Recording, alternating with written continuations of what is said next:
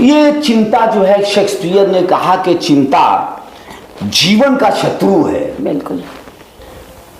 प्रेमचंद ने भी कहा कि चिंता रोग का मूल है, मूल कारण है। और अरबी कहावत भी है कि बेफिक्र दिल भरी थैली से अच्छा है। तो ये राजयोग जो आपकी संस्था कराती है, इस राजयोग का क्या तात्पर्य है? ये राजयोग क्या है? देखिए, राज शब्द जो है जी, उसमें एक राज मतलब है कि रहस्य, और दूसरा राज है कि अपने इंद्रियों पर राज करो।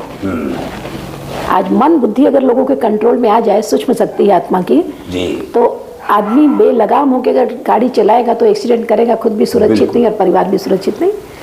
तो ऐसे राज शब्द का अर्थ है कि पहले तो रहस्य, सारा राज बताने वाला, और दूसरा इंद्रियों पर राज करने वाला। तो राजयोग के द्वारा हम सृष्टि के आदि मध्य अंत का ज्ञान पा जाते हैं। सृष्टि का अभियंता कौन है? कौन है वो ईश्वर, गॉड, खुदा, अल्लाह, जिसको कि कोई जानता नहीं है लेकिन मानता सब है। बिल्कुल, सब मानते हैं। लेकिन यहाँ पर हम बताते हैं कि पहले अपने आप को आत्मा निश्चित कर लो। तो राजयोग में यही बताया जाता है कि अपने इंद्रियों पर राज करना है। आपका मन बुद्धि, आपका शरीर जब कंट्रोल में होगा तो ही आप अपने जीवन को संयमित और अनुशासित ढंग से जी सकेंगे। चित्त शांत होगा, शांति होगी तो ही आदमी जो है अच्छे कर्म करेगा। जी, तो राज शब्द का दो अर्थ समझ लीजिए। एक राज मतलब रहस्य, सारा रहस्य सृष्टि के आदि मध्य अंत का पता चल जाता है, और इंद्रियों पर राज करना है, और राजयोग के द्वारा। और ये संस्था है कि यहाँ कोई, जैसे मैं क्यों इसको बहुत पसंद की, क्योंकि स्कूल और कॉलेज जैसा ऐसा स्थान हम लोग ने अब जिंदगी में भी अपने देखा, पढ़े लिखे पढ़ा है कि वहाँ पर कोई जाति, धर्म या ऊंच नीच, अमीर गरीब, कोई भेदभाव नहीं है। इसलिए मैं स्कूल और कॉलेज जैसे स्थान को बहुत अच्छा मानती हूँ। जी जी, कि वहाँ पे कृष्ण सुदामा सब साथ साथ पढ़ रहे हैं, है ना। और बाकी संस्था में यहाँ हिंदू जाओ तो यहाँ वो जो ये सब चल जा रहे हैं। जी, आपके यहाँ ये सब नहीं है। यहाँ सब नहीं, यहाँ सब आत्मा देखी जाती है, और यहाँ सिर्फ आत्मा देखी जाती है। आत्मा मस्तक के बीच में बिंदी रूप ज्योति स्वरूप आत्मा और ज्योति बिंदु। और आत्मा बिंदी है तो परमात्मा भी बिंदी है। और पिता हमारा है तो सभी आत्माओं का पिता है। जी जी। और हर आत्मा को शांति चाहिए, प्रेम चाहिए, खुशी चाहिए। बिल्कुल। तो बस उस सोर्स से जुड़े रहो और प्राप्त करो, और औरों को भी प्राप्ति कराओ, यही उद्देश्य है। ये परमात्मा से क्या तात्पर्य है? आप परमात्मा को निराकार मानती हैं जी, या साकार मानती हैं? परमात्मा का दिव्य रूप ज्योति बिंदु, इसका क्या तात्पर्य है?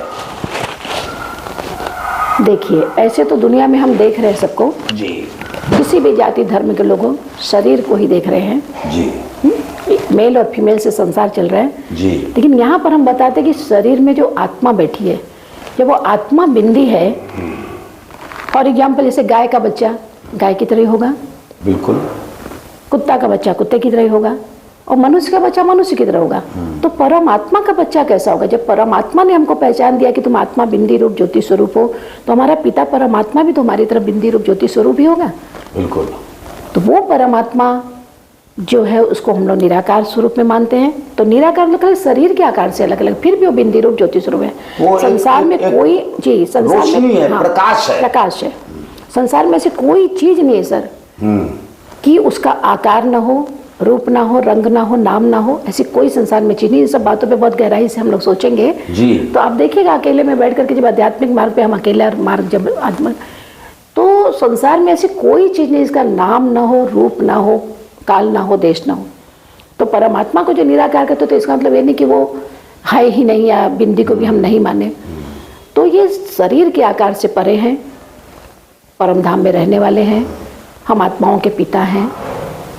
ज्योति, ज्योति मीन्स प्रकाश। जी, प्रकाश। और बिंदी और प्रकाश, इसलिए कर्म योग भी है, राजयोग भी है, और यही बताया जा रहा है कि बस संसार में सुख शांति हो। बहुत अच्छी बात दीदी आपने बताई। ये भगवान को मानते सब है लेकिन सब, जानते नहीं हैं। हाँ, वो सब अपना हाँ, अपना क्या- जो है, हाँ, हाँ, क्यों? क्योंकि शरीर से अपने आप को हिंदू मुस्लिम सिख ईसाई कर ले रहे हैं, अमीर गरीब कर ले रहे हैं, ठाकुर ब्राह्मण कर ले रहे हैं। लेकिन ये आत्मिक दृष्टि से तो पहले खुद को जानो फिर खुदा को जानो। पहले खुद हाँ, को जानो। पहले खुद को। आप इतना तीर्थ स्थान दुनिया भटक रहे हैं, लेकिन खुद को नहीं पता कि ये शरीर में चल कौन रही है, शरीर में सारा कारोबार कर कौन रही है। तो एनर्जी काम करे, वो एनर्जी आत्मा, रूह बोलो, सोल बोलो, स्पिरिट बोलो, हाँ, और वो आत्मा कर्म कर रही है। तो आत्मा की और परमात्मा की जब पहचान मिल जाती है, और फिर सृष्टि चक्र में हम दिखाते कि 5000 का ड्रामा है, तो हर चीज़ का कोई ना कोई ड्यूरेशन तो होता ही है ना। 24 घंटे का दिन है, साल भर 12 महीने का।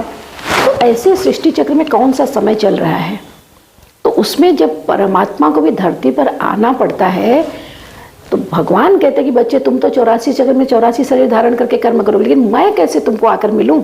तब निराकार शिव को साकार माध्यम का आधार लेना पड़ता है। तो वो परमात्मा आकर इस शरीर का आधार लेकर प्रजापिता ब्रह्मा कुमारी ईश्वरी विश्वविद्यालय का निर्माण करते हैं। उसमें पढ़ने लिखने वाले बच्चे सब अपने देवत्व को प्राप्त करने के, जो देवी देवता वो भी मनुष्य हैं, स्त्री पुरुष ही हैं, मेल फीमेल ही हैं, तो फिर से अपने देवत्व को जगाने की बात है।